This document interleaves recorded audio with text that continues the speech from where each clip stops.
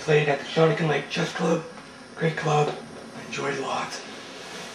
Before we run through this, I'd like to give a recommendation if you guys like chess videos or strategies to check out King Crusher, Manju, and Bruce Wallace. Those guys do a really good job.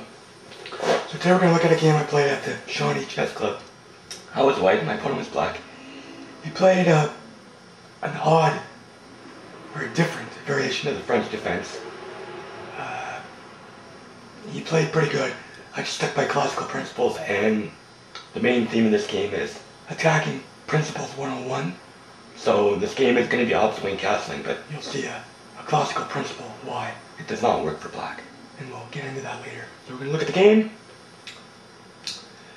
E4, French defense, standard stuff. Out of opening book, C5 would have been in the French defense, but I'll just keep sticking to French defense principles. Develop my knight. He pins it. Standard stuff. Standard stuff.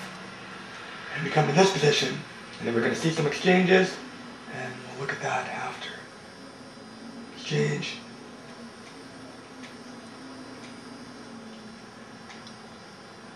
So we see that white places his light square bishop on the classical placement in the lines of the French, and we also see that his pawn structure is better than the usual French. Usually what happens, white's pawn structure, he has an isolated A and doubled C pawns, and he'll have to chain from C3 to E5. So now what I want to do is I just want to keep that space advantage. So I want to play C3, F4, and knight C3, and then we'll decide which way to go. I'll probably go kingside. So what happened? Slightly better is D6, because in the French defense you want to get a closed position, but immediately strike in the center. That's where black will get his counterplay from. So he should have struck in the center, bring his queen out. That helps my plan. Just, she should have struck in my center again. I give the queen the boot, moves it. I set up my classical pawn structure in the French. Strike to the center, good. With the partial pin, that doesn't matter because my knight's there to take care of it. I was expecting actually pawn to bishop to h3 here, to be honest with you. Then I might have castled queenside and then just try to run my pawn to the center. So I was a little surprised by that move. And part of that would have moved my rook and then castled at queenside. But I castle kingside because it gives my king safety and it defends my knight. He takes it. I take back. So now we have the middle game. Notice how black's been trying to force the issue. And he's done it, but it's come a bit late, striking at my center. And my whole plan was just to keep my center mobile and then get a rook on the E file to help my center break through. Now with this, I was surprised by this move, castling queenside. So he's telling me that he is going to attack on my king side by pushing his pawns forward. Which means my best way to counterattack, usually not doing castling, it's opposite flanks, throwing their pawns at each other. But in this case, I thought it would be better to steamroll my center forward. So in black's eyes, it makes sense because my pawns are weak. But for the attacking of any position, you have to make sure you hold the center, and then you can attack on the flank. So we see that that's going to be black's main problem. He'll try to start a pawn storm, but I'll push F5 and he won't have any time for it. And we'll see that. And it's pretty instructive example. This chess master didn't give me any crap about it, but in retrospect I should have just played rook to E1. My thought process was to move his rook, and then I was going to go A4. And then I know he's going to move his knight, and that's going to try to tempt his queen into taking it, and then give me a little bit more time running through the center. I should have just moved my rook, boots it back.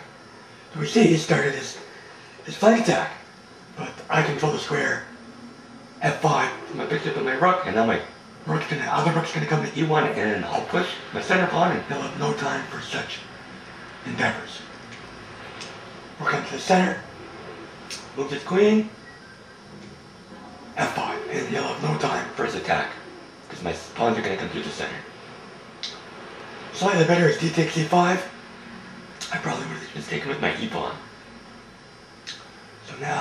watch he'll have no time for his queenside play. Pardon me, his kingside pawn storm. Double attack, queen and the f7 pawn, takes it, big deal. Boom. Your pass pawn on f7, and those pawns are looking pretty fierce, and it opens up the line for my rook. There's his queen back, and what should have happened, pardon me, this will lead to this. He may have a double attack, but that's fine, I can defend both pieces. I did a d3 in the game. And black done. We see a white's piece is coming active. Should have done that, which still wouldn't help the result. Because even though he tried to attack on the king side, white ends up winning the king side in the end. And yeah, black's got nowhere to go.